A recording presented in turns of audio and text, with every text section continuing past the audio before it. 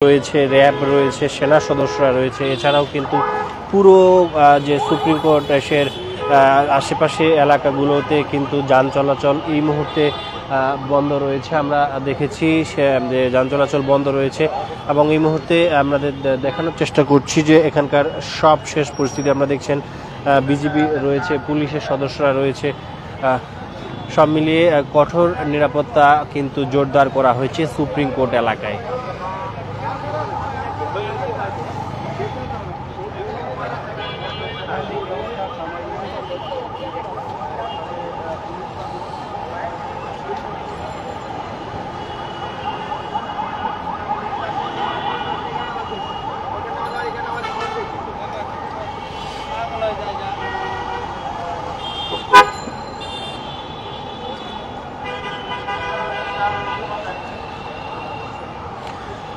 দর্শক, জানিয়ে রাখি, আন্তর্জাতিক অপরাধ ট্রাইব্যুনাল 1-এর চেয়ারম্যান বিচারপতি মোহাম্মদ গোলাম মুর্তজা মজুমদারের নেতৃত্বে বিচারপতি মোহাম্মদ শফিউল আলম মাহমুদ ও বিচারক মোহাম্মদ মহিতুল হক এনাম চৌধুরীর সমন্বয়ে গঠিত 3 জনের যে প্যানেল রয়েছে, এই প্যানেল এই রায় ঘোষণা করবেন এবং আজ 11টায় রায় ঘোষণা হতে পারে বলে জানিয়েছেন প্রসিকিউটর গাজী HM তামিম। এই মামলায় রাষ্ট্রপক্ষে ছিলেন attorney general Mohammad Asaduzzaman, chief prosecutor advocate Tajul Islam, advocate Mizanul Islam এবং প্রসিকিউটর গাজী MH তামিম। দর্শক, এই মুহূর্তে দেখানোর চেষ্টা করছি সুপ্রিম কোর্ট প্রাঙ্গণ থেকে সবশেষ পরিস্থিতি।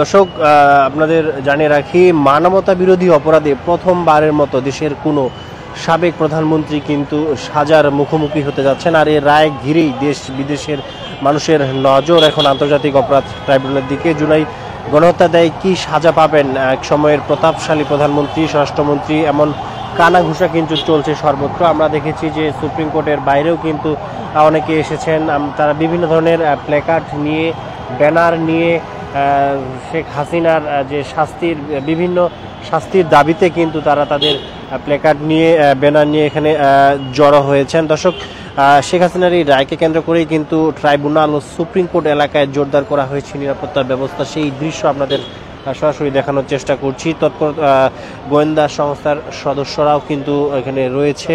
এর মধ্যেই নিরাপত্তা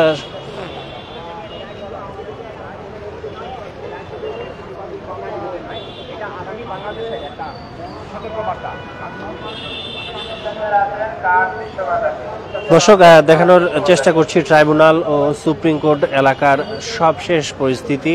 আমরা নিশ্চয়ই জানেন যে মানবতা বিরোধী অপরাধের প্রথমবারের মতো দেশের কোনো সাবেক প্রধানমন্ত্রী এই সাজার মুখোমুখি হতে যাচ্ছেন। এই আজকের এই রায়কে ঘিরেই কিন্তু এই মুহূর্তে যে নিরাপত্তা ব্যবস্থা জোরদার করা হয়েছে সুপ্রিম কোর্ট এবং ট্রাইব্যুনাল এলাকায়, সেই দৃশ্য আপনাদের সরাসরি দেখানোর চেষ্টা করছি।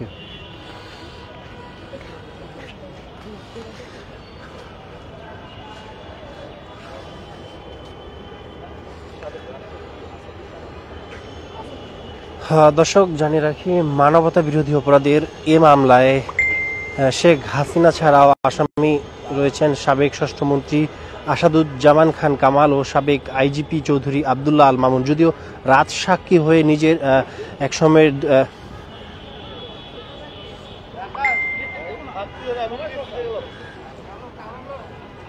নেতা কেউ না,